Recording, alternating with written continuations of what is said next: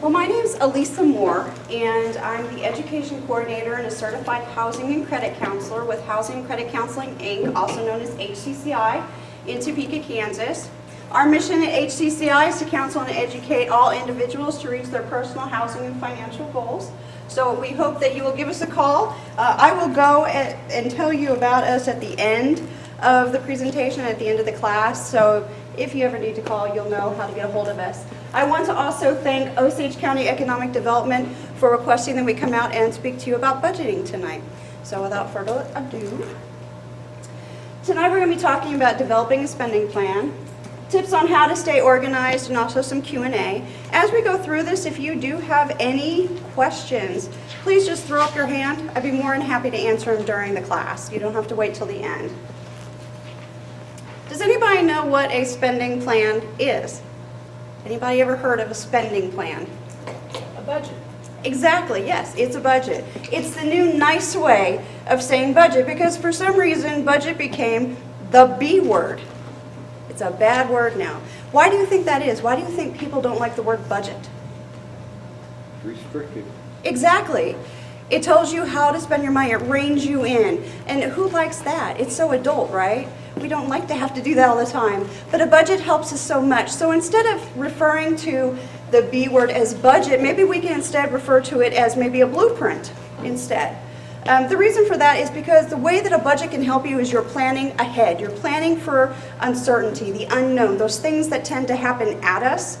And as a result of that, when those things happen at us, if we don't have a budget, it throws our whole life into disarray. Whereas if we have a budget or a blueprint, then we can actually sit down, see how much money we actually do have to work with. And if we don't have a lot of extra money to work with, maybe there's things in our budget that we can actually trim back or even get rid of for a couple months so we can pay that particular bill, okay? So think of it more as a blueprint, but it is a spending plan. When you're thinking about budgeting, it's always a good idea to start with goals, okay? We always say take it from the standpoint of wants versus needs, the economic way of thinking. You can't have everything you want when you want it. Sometimes you have to make sacrifices and compromises to get the things you want, as well as every type of choice you make in your life has some type of a consequence, regardless if it's positive or negative. One of the easiest ways to put a goal together and to stay on track is to use what's called the SMART system, which is an acronym. It stands for specific, measurable, attainable, relevant, and time frame. Now, what does that all mean? Well, when you're creating your goal, you want it to be specific. You want it to be measurable. Do you have to have baby steps to reach your goal? Sometimes people make goals that are so huge that they work on them for a while and then they get discouraged because it's taking them forever to reach them. So maybe break it down into smaller goals. And that's what you do. You measure it out. Make sure that you can attain it easily. Attainable just means that, and relevant. Look at your lifestyle, look at your situation right now, and make sure that your goals align with that. I would love to have a Maserati. Am I going to have a Maserati tomorrow? No. Am I going to have a Maserati in 10 years? Probably not, because I don't play the lottery. So that's not a relevant or attainable goal for me right now. And then finally, time frame. Why do you think it's a good idea to put a date stamp on your goals? So you don't give up on them? Yeah, so you don't give up. So you have kind of a track, a path, right? So if I said, I want to take my kids to Disneyland, do you think I'm ever going to take my kids to Disneyland? More than likely not, because that's going to be a back burner item. I sure would like to take them, but if I put a date stamp on, I want to take my kids to Disneyland in 2 years, then what happens? Am I calling the travel agent? Should be. Am I finding out how much it's going to cost to take my kids to Disneyland? You bet. And then I can divide that number by 24 and know how much money I have to set back each and every month so I can reach that goal. So that's why they say put, a timestamp on everything when it comes to your goals. When you use this type of method, it's going to make things a lot less complicated and it's really going to increase your success rate in meeting your goals. I handed out a supplemental packet that should be in front of you as well, in addition to the PowerPoint. And it's going to have some worksheets in it that are going to pop up on here. So if you could look at those as we are looking at them on the screen, I'd appreciate it. This first worksheet talks about goals, and there's different types of goals, different time frames for goals. And so just so you understand where your goal's supposed to go in relationship to this, I'll give you some time for you. Let's see. So a short-term goal would be any goal that's 6 months or less. What do you think a short-term goal might be for yourself then? Save a certain amount of money. Sure, yeah. I want to save $100 within 6 months. It's possible, right? You just have to buy it out and figure out how much you have to save back each month. Some people, they get on, a credit card or a situation where they have to have it paid off within 6 months or else all this interest gets added onto it. Same kind of deal. Some people just want to have a credit card paid off or a certain bill paid off. So that would be a short-term goal.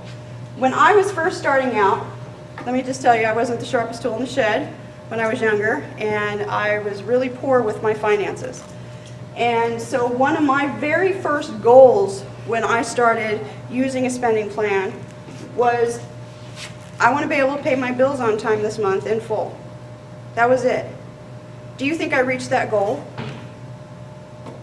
Yeah, sure I did.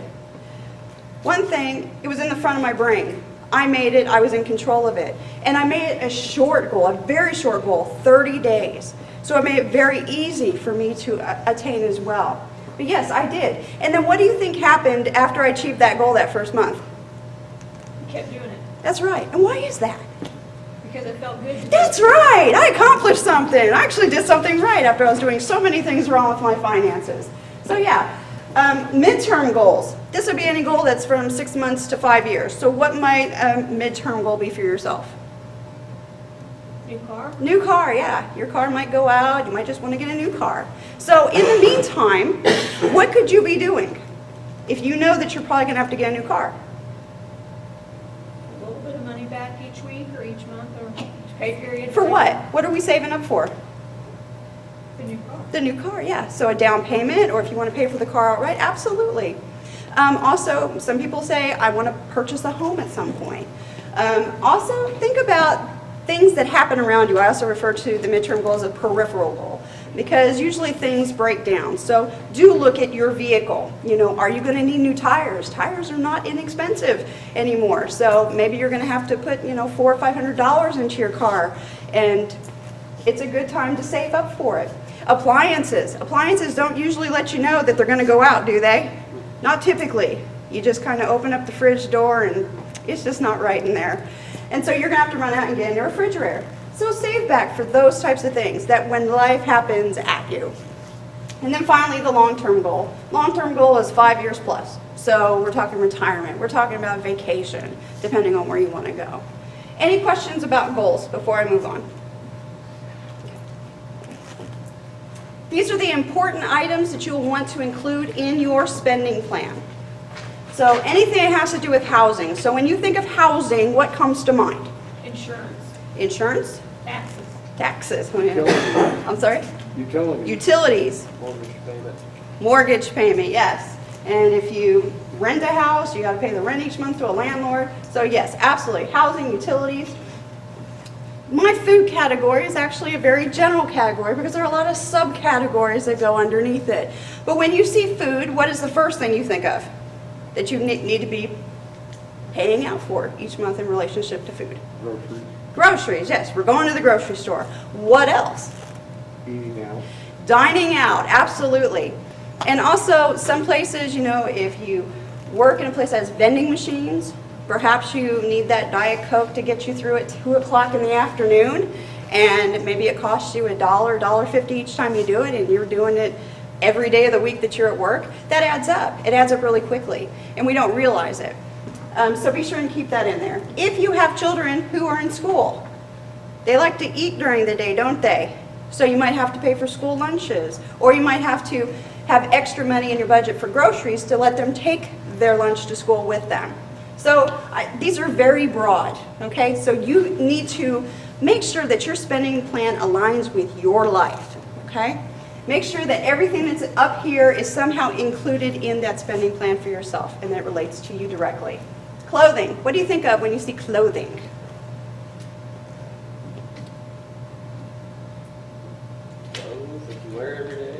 your everyday clothes, right? And, you know, I do meet with people in my office for counseling, and I'll say, well, how much do you think you spend on clothing throughout the year? They'll look down, they'll look back up, and they'll say, I haven't bought anything new for myself in at least 2 years. Really? How are your shoes doing? How are your undergarments doing? So regardless if you go out to Walmart, to Target, to Dillard's to purchase clothing for yourself, at some point you are replacing other items. You're replacing your shoes. You're replacing your undergarments. Also, think about your work clothes. If you have to wear steel-toed boots at work or have to have gloves, those things wear out. And sometimes they're not very inexpensive when you have to replace them. So these are things that you can be saving for in your spending plan as well. Medical, this could be medical insurance if you have to pay it on your own. Also, if you know you're going to have a procedure coming up, you can get with the insurance company and find out how much it's actually going to cost you out of your own pocket, and maybe you can start saving back, you know, as much as you can before you have to have the procedure done. Education activities, this can be for you, this can be for your children.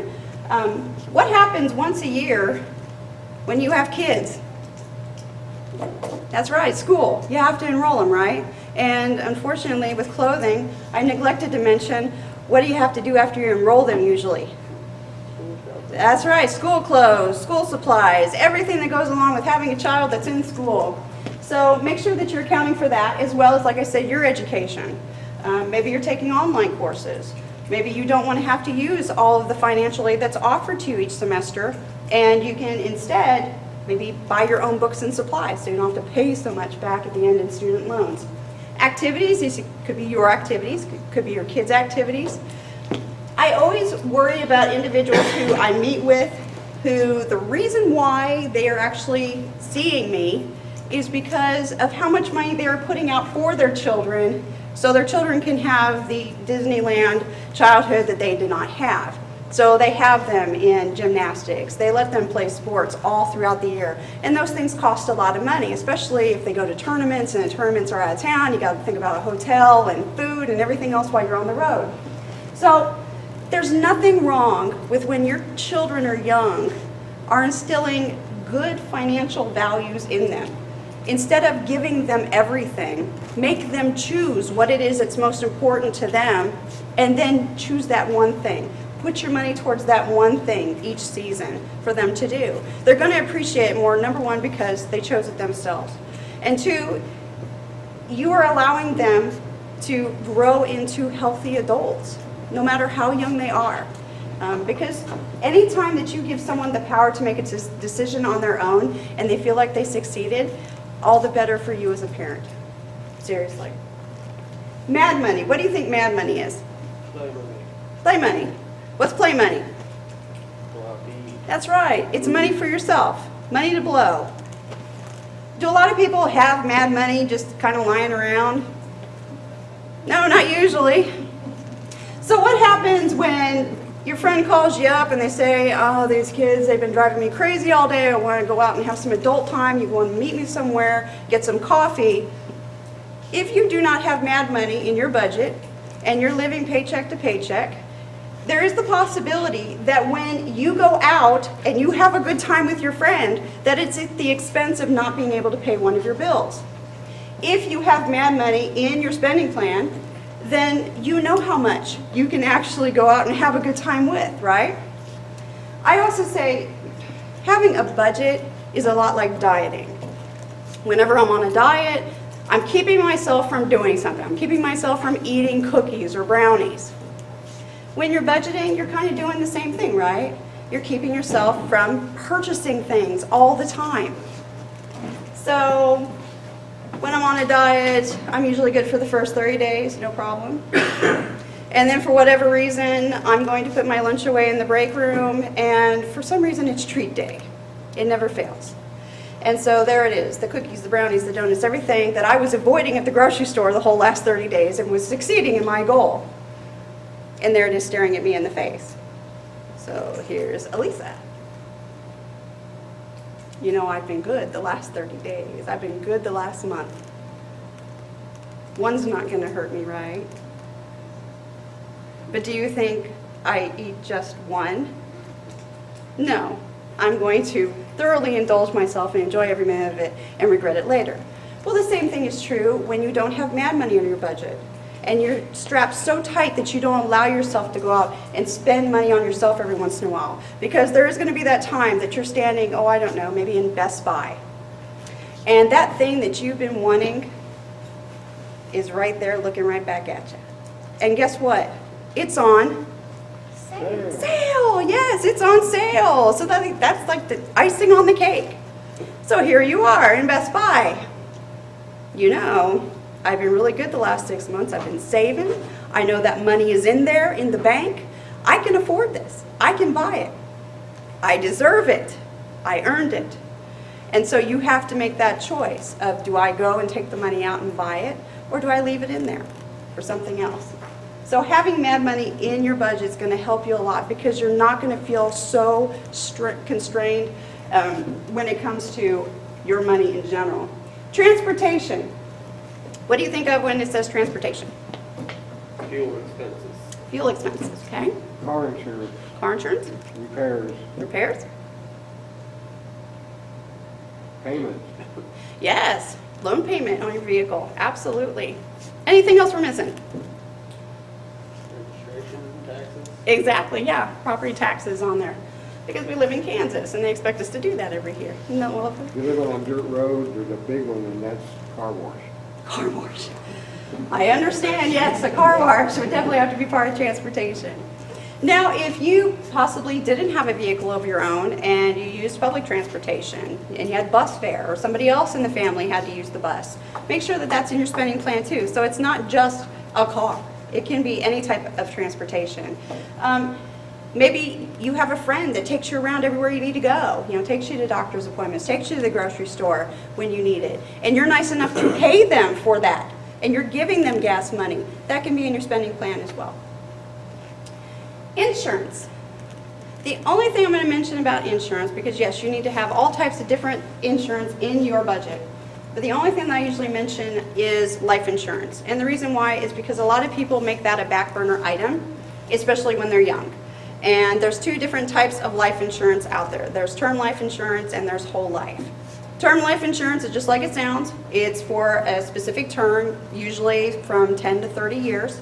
The premium's usually lower, but the great thing about that type of life insurance is more than likely it's going to cover your funeral, and it's going to cover whatever else you have in debt when you're with someone else, so they don't have to bear that burden. Because any debt that you incur together when you're married jointly, unless if you sign a special clause when you take out that loan, your surviving spouse is going to be responsible for it, okay?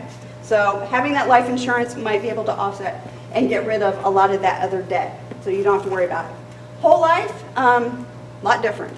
Usually the premium's higher, it builds up cash value over time, so at some point you can actually borrow against it if you want to.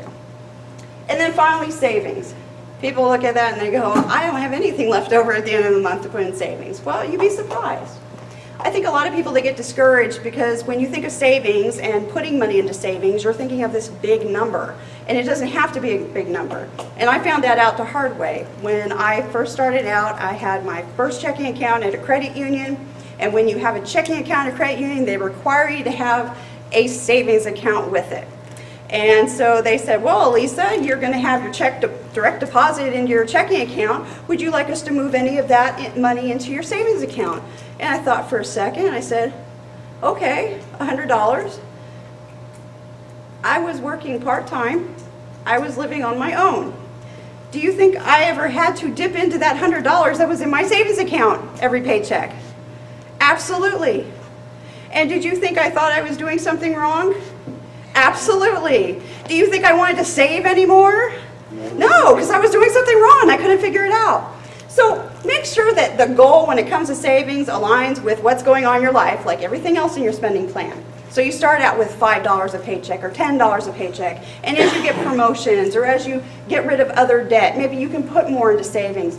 But just have some type of money that you are putting into savings every month. That way you're building it up for yourself. Any questions regarding any of the items that should be in your spending plan before we move on? When we were talking about those different items, one thing that we were on was transportation, and we heard about property taxes and maintenance. And these aren't things that typically happen every month, right? They're referred to as non-monthly expenses or periodic expenses. And I said, and there's a nifty way that you could put them in your budget, and I'm going to share that with you right now. Another worksheet that you have in your packet is the schedule of non-monthly expenses. The way that this works is along the top are the months of the year. Down the side are different types of non-monthly expenses that you might have. And once again, you might not have all of these. Maybe you have to write in some, but make sure it pertains to you, okay? Make it your own. In the second to last column, it says yearly cost. That's how much you know it's going to cost you that year or how much you estimate it's going to cost you. And then in the final column, it says average monthly amount. So, when Elisa was younger, I think we figured this out now that she wasn't the sharpest tool in the shed. So when Elisa was younger, her car taxes were due in July every year.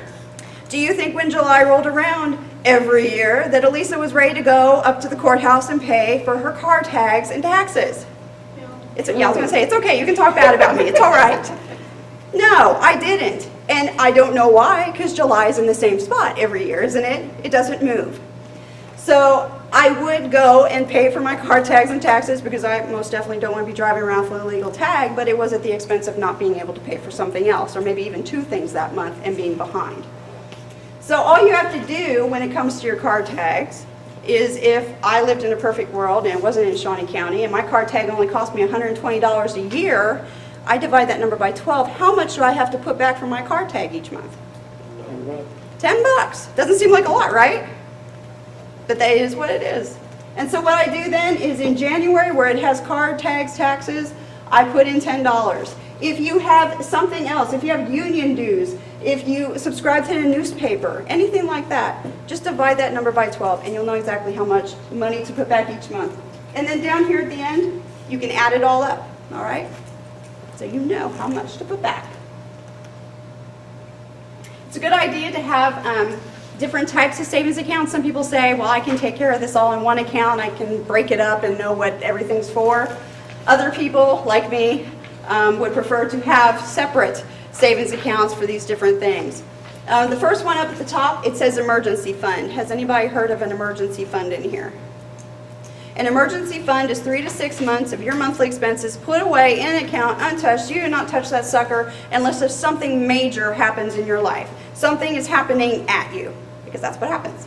So we're talking about maybe the death of a spouse, somebody becomes unemployed, somebody got laid off, maybe there was a natural disaster, maybe there was a fire. The reason why they want you to have an emergency fund is because whatever is going on in your life at that moment, the last thing you're going to want to have to do is worry about how in the world am I going to pay my bills now. So that's the main reason why we encourage people to have it. Now, 3 to 6 months of your monthly expenses, is this something that you're going to be able to build up overnight? Absolutely not. But getting started on it now means more money in it for you later. Okay? Periodic expenses, those are those non-monthly expenses that I shared with you. And then retirement. If you have retirement at work, 401k, 403b, those profit sharing plans, please take advantage of them. A lot of people, especially when they're young, they don't think about it. They're like, retirement, whoo, way over there. And unfortunately, it does creep up on you pretty quickly.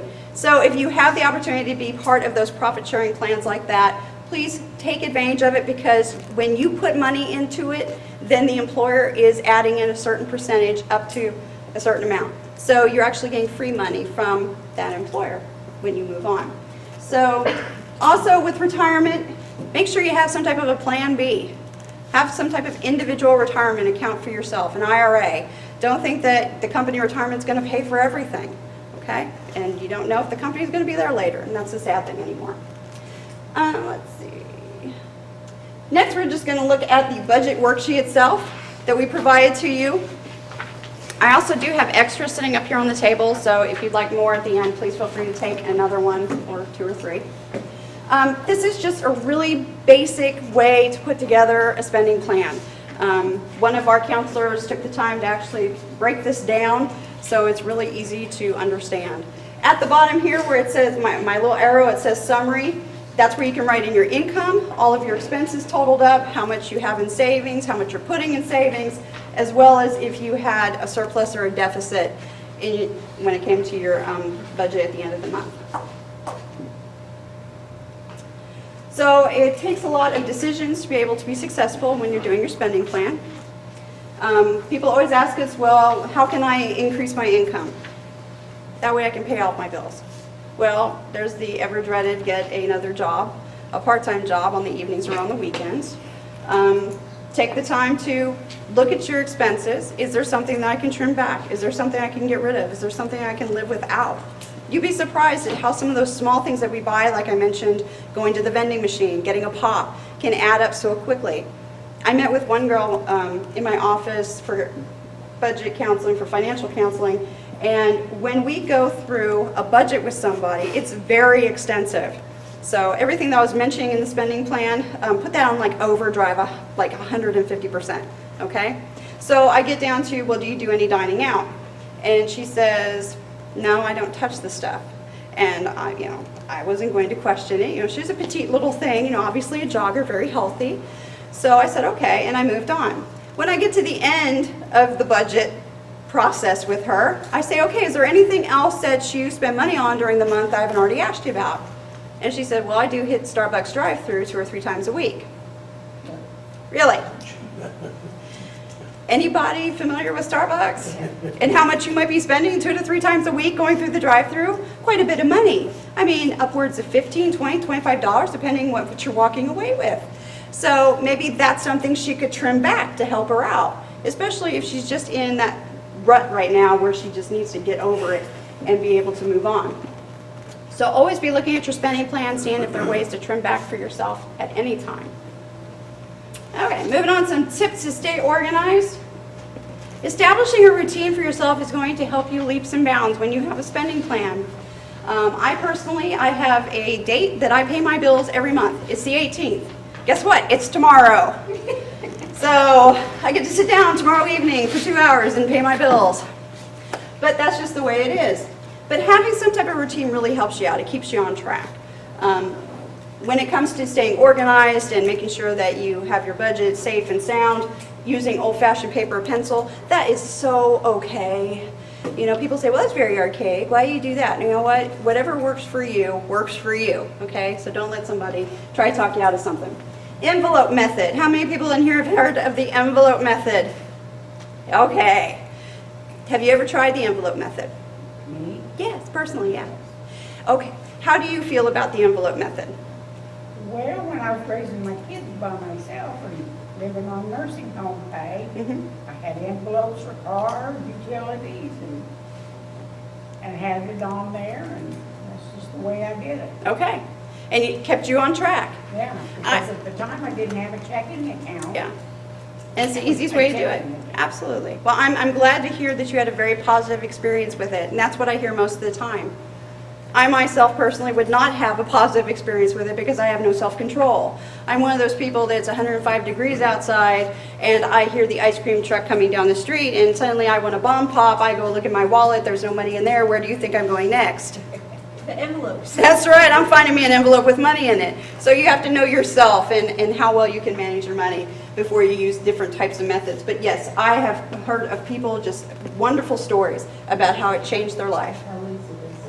Online resources, there are places you can go online. One of them is www.mint.com. If you're one of these people that you like pretty bar graphs and pie charts to see where your money goes each month, this is the place for you to go. It's completely free. All you have to do is register your personal information and stay up to date. Put your information in for your income and your expenses each month for it to work for you. Software, you can go to any office supply sources like Quicken or anything else like that. And then finally, calendars. Just having a calendar. That's how I started out with my spending plan. I made sure to write in on the dates when bills were due, and it helped me out significantly. Know where you stand. Always be recording your transactions in your check register. Balance your checkbook if you still use a checkbook.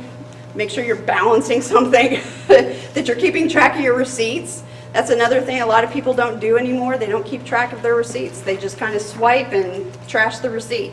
You need to be keeping track of them because if something were to show up on your bank statement, you need to have proof that it's wrong, okay? And it just makes it a lot easier when the receipt's there. Another reason why you want a receipt, Anybody have an idea? What's another reason why you might have a receipt? Pardon? Return. Absolutely, returns. Yeah, a lot of places, they won't even look at you twice if you don't have the receipt to prove that you actually purchased it from there. So holding on to that receipt for at least the length of time that you have to be able to take it back. Let's see. Tracking your expenses, you can also use smartphone apps. There are a lot of free apps that are out there. You can go to Google Play or the App Store on Apple. The next worksheet that's in your packet is called a Fritter Finder, and it works with that pocket tracker, that little blue thing that kind of pulled it. Yeah, there you go. Let me grab one.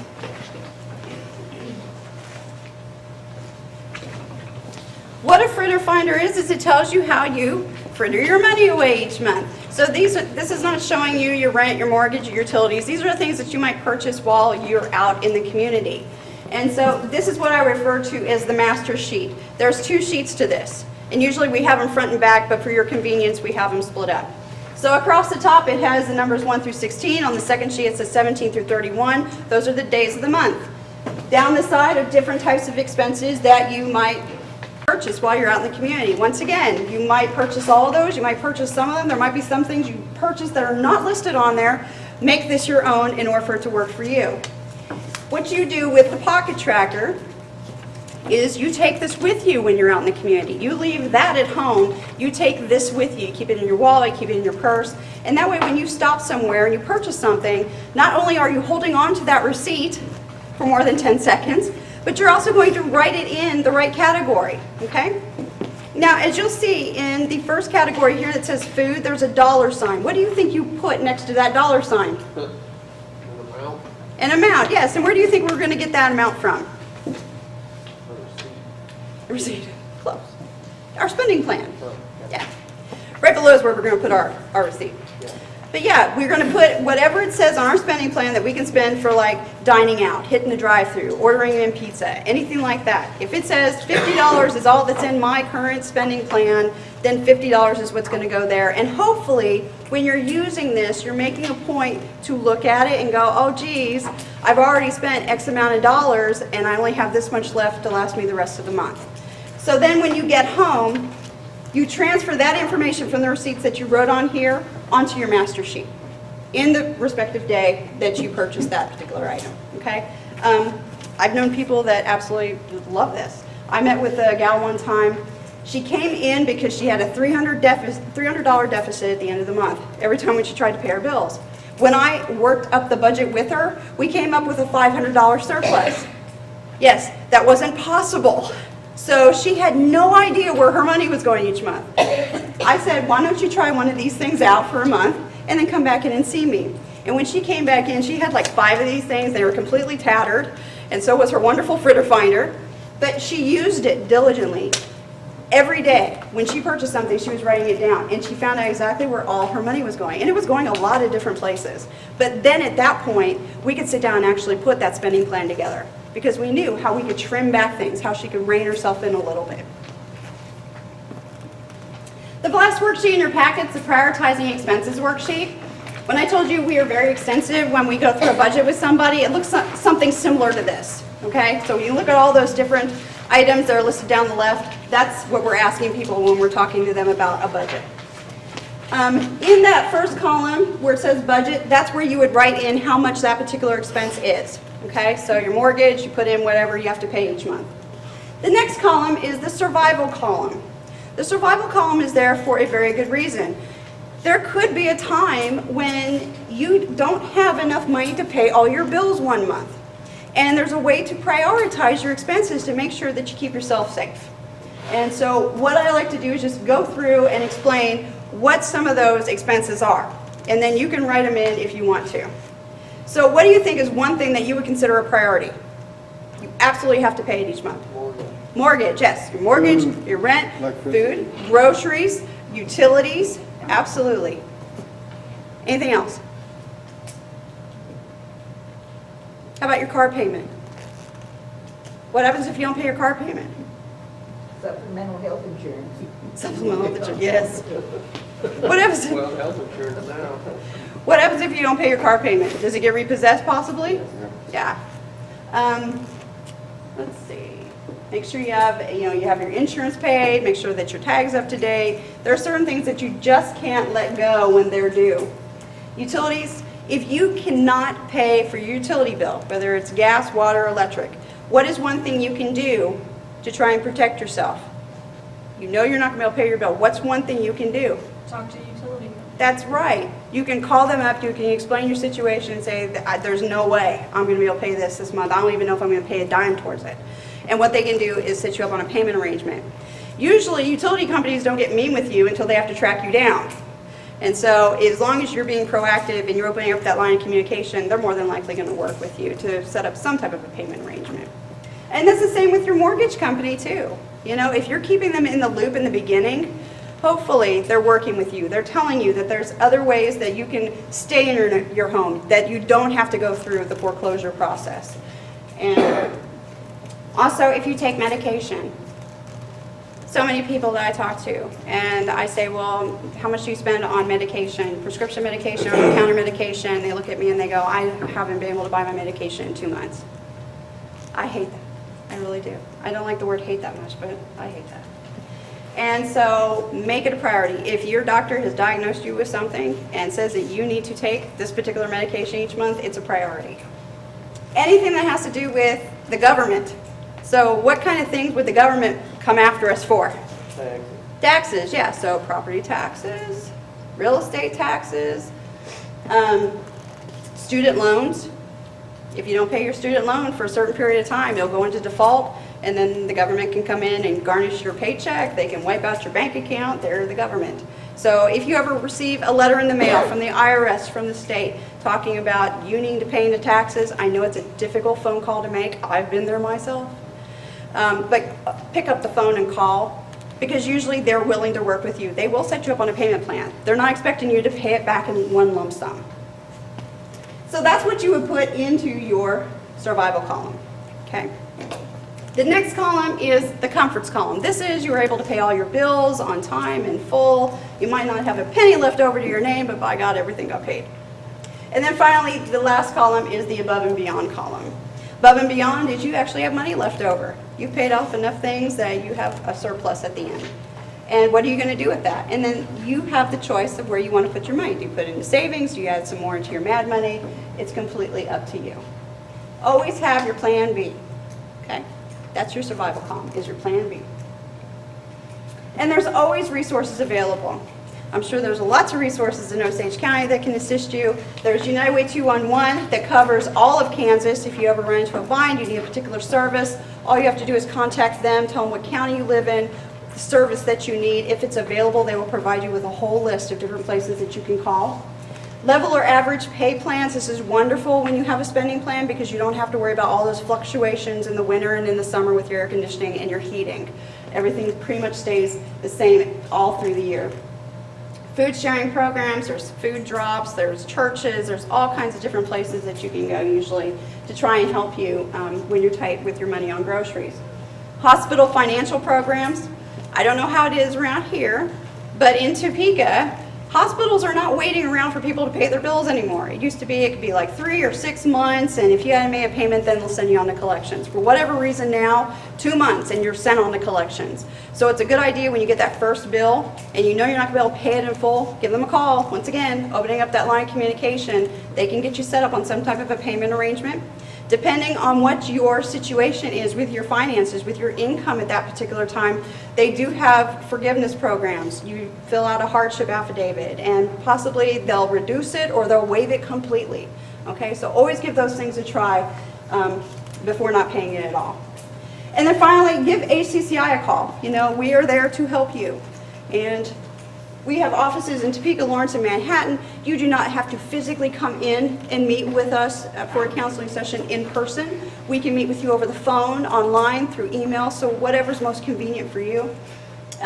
We have tenant-landlord counseling, and our tenant-landlord counselors, they handle all of Kansas now. It used to be just Northeast Kansas, and they got this wonderful grant from the Kansas Housing Resources Corporation, so now they field calls from all over Kansas regarding tenant-landlord issues. And what they do is they tell you what your rights and responsibilities are in relation to whether you're a tenant or you're a landlord. Okay, so if you ever have questions regarding that, please feel free to give them a call. We have home buyer counseling. We also have a program in Topeka called TOTO. If you're thinking of moving to Topeka at some point, we do have a housing program up there that works with the city of Topeka.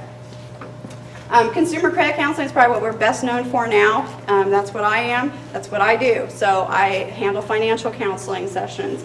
If you're thinking about bankruptcy, it's required that you go through some type of a pre-bankruptcy counseling before you actually file to get a certificate. Also, we have mortgage default counseling. So if you're having difficulty making your loan payment, there's loan modifications, there's other things, there's loss mitigation out there so you do not possibly have to go through that foreclosure process and lose your home. And we also offer student loan counseling. So if you have a student loan and you have questions, you're not able to make the payment, there's different repayment options out there that a lot of people aren't aware of, and we can educate you on those. We can be a support for you if you need to contact your servicer. That's what we do. We can't advocate, speak on your behalf, stuff like that, but we most definitely can be there trying to educate you and help you through whatever it is you're going through. And then finally, education. So I get asked by nice people like Osage County Economic Development to come down and meet with you all, but I go everywhere. So, and I talk about budgeting, credit, identity theft, student loans, you name it, here I am. So if you heard of anything of benefit that you think maybe somebody else could utilize at some point, feel free to give me a call. I'd be more than happy to come out and meet with them as well for a class. So, any questions for me? Okay.